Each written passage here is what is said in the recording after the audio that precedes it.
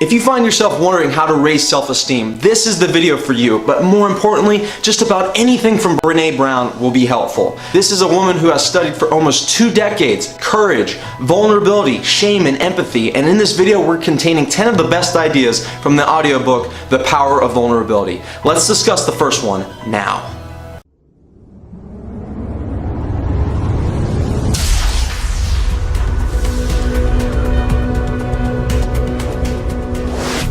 Number 1, how to doesn't work. How to be confident, how to be a better communicator, how to be more successful, how to lose weight, how to gain muscle. Yes, they do work, as in a sense they'll help you achieve your goal, but they don't address the underlying issue. It's about letting go the obstacles in your way from fully experiencing love and belonging. Here is the determining factor whether you experience love and belonging or not. Whether you have love and belonging or not depends on believing you are worthy of love and belonging. But it's very difficult to have a sense of love and belonging when you're experiencing shame. Shame being something that makes you feel inadequate, something makes you feel less of a person. Shame is the threat of being unlovable. To be unlovable is a threat to survival.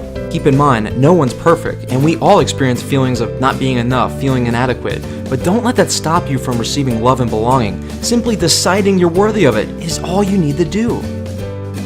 Idea number 2, the authenticity mantra. Brené Brown believes the number 1 barrier to having a true sense of belonging is fitting in. Here's a mantra that Brené Brown uses to help her be more authentic. It is, don't shrink, don't puff up, but stand your sacred ground. Shrinking is doing whatever the other person likes. Whatever they like, you like. Whatever they do, you do. You're doing whatever you can to fit in, and in doing so, you shrink as a person. You're not able to experience your authentic life. Puffing up is being prideful, maybe trying to show off your degree, your money, your car, whatever it is that makes you feel valuable as a person. That's the key. Not shrinking, not puffing up, but standing your sacred ground. Being your true authentic self, even if you don't fit in. Brené Brown believes there's no failure when you show your true self and don't connect. Idea number 3, shame gremlins. Brené Brown discusses shame gremlins as all the prerequisites you need to feel worthy. Mostly it's the not enoughs. Not good looking enough, not smart enough, not working hard enough. She uses the idea of gremlins because in the movie, these little monsters, when exposed to light, they died. And Brené Brown believes that's how shame works too. Brené Brown believes that simply acknowledging that it's there, this feeling of I'm not good looking enough, I'm not smart enough, I feel inadequate in some way, dissipates almost 80% of the shame. And the key to getting past it completely, reaching out to someone you know and trust who will meet you with empathy. If you can have someone in your life who says, me too, I get it, it'll help you get past all the shame that you're experiencing and realize that you deserve love and belonging. Idea number 4, worthiness has no prerequisites. Do you do this? You'll say, I'll be worthy when X happens. Whether it be getting a promotion, losing 20 pounds, getting a fancy car, whatever it is that's holding you back. Brené Brown believes worthiness is a birthright. This is very difficult to do when you live in a society that looks on the outside, on how you look and what you accomplish. That's a reflection of your self-worth. I'm not saying this is easy, and I even struggle with this, but if you can strip away everything you need to feel worthy and just allow yourself to feel worthy, start experiencing all the positive emotions in life, love, joy, a sense of true belonging. But you have to realize there are no prerequisites to worthiness. Idea number 5, the antidote to shame. If you put shame in a petri dish, it only needs 3 things to grow exponentially: secrecy, silence, and judgment. If you put shame in a petri dish and douse it with empathy, it has no chance of surviving. But it's important to know the differences between empathy and sympathy. And Brené Brown uses someone in a hole to describe the differences between the two. With empathy, they're in the hole, but you go down there with them and try to bring them some perspective. You say, me too, I get it, I'm here for you. But it's not your hole. Sympathy is where you look down from the top of the hole and say, what happened? They tell you something bad happened. You say, that's terrible, but I'm gonna feel bad for you while looking down at you in the hole. Empathy is how you truly help someone. To go in their hole when they're struggling and not offer them advice or teach them what they did wrong, but to just be there with them in a non-judgmental way to help them realize you might not be struggling with the same thing they are, but they're not the only one struggling. That's empathy. Idea number 6, the most vulnerable emotion, joy. Brené Brown believes joy is probably the most vulnerable emotion we experience because we're afraid to fully lean into it. Have you ever had moments in your life where you have just so much joy, but you're a little terrified? You think it's too good to be true, you're waiting for the shoe to drop, and because of that fear, you never fully lean into it and get to experience joy? One example being with a relationship. Maybe you have all these prerequisites on what it takes to feel worthy, and the person you're with is amazing. They seem out of your league, and there's no way in your mind that they would love you.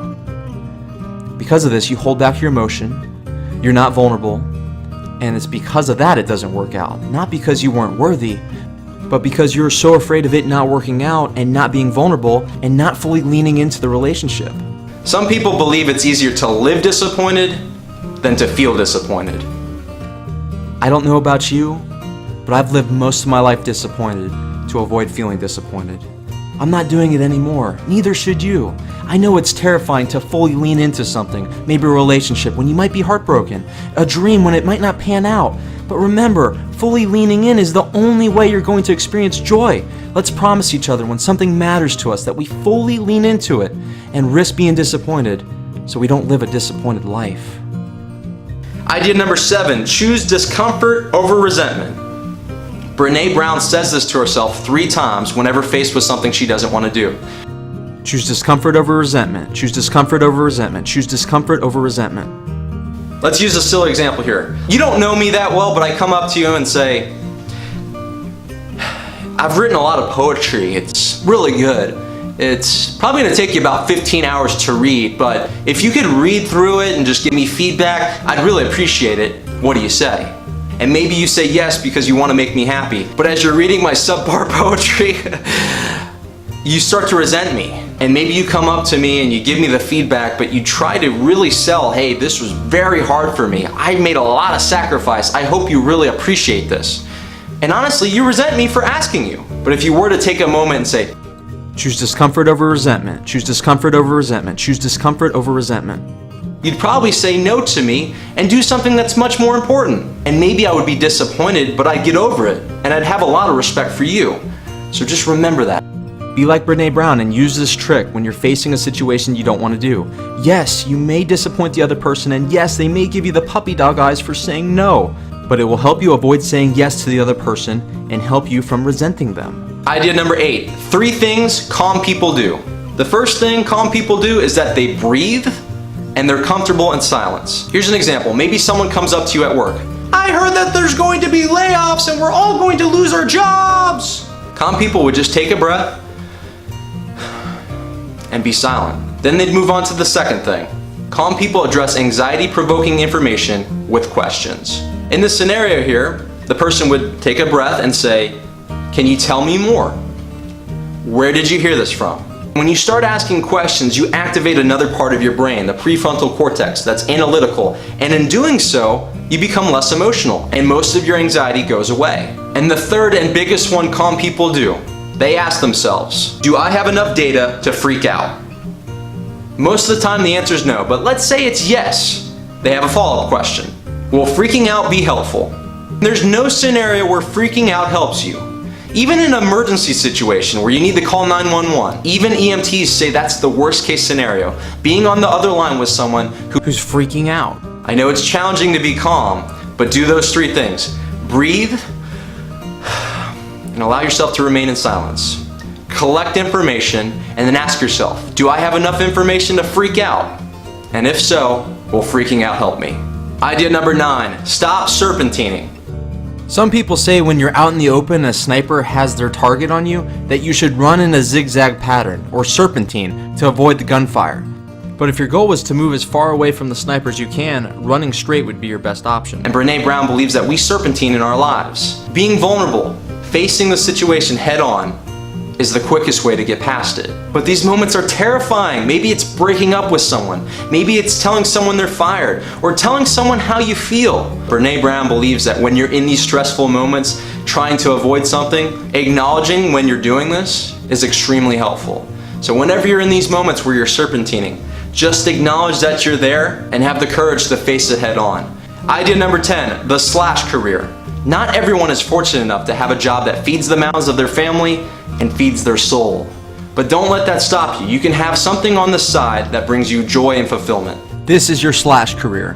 Here's an example. Maybe you're an accountant, but on the side, you paint. You're an accountant slash painter. One feeds your family, the other one feeds your soul. I don't believe you have to settle for a slash career though. I believe when you do some soul searching, look deep down within you and know in your heart what your dream is, that the universe will conspire to help you. If you're truly looking to progress, it's about removing what's in the way from you experiencing full love and belonging, and that's largely being vulnerable and having the courage to do it. I'll leave a link to that audiobook in the description below. If you're looking for more videos like this where we take books, 10 hours worth of text, and condense it down to about 10 minutes, subscribe to my channel today and hit the bell notification so you don't miss anything. This is your friend Michael Lunks, inspiring you to learn, laugh, and love. I hope you enjoyed this video, and I'll see you in the next one.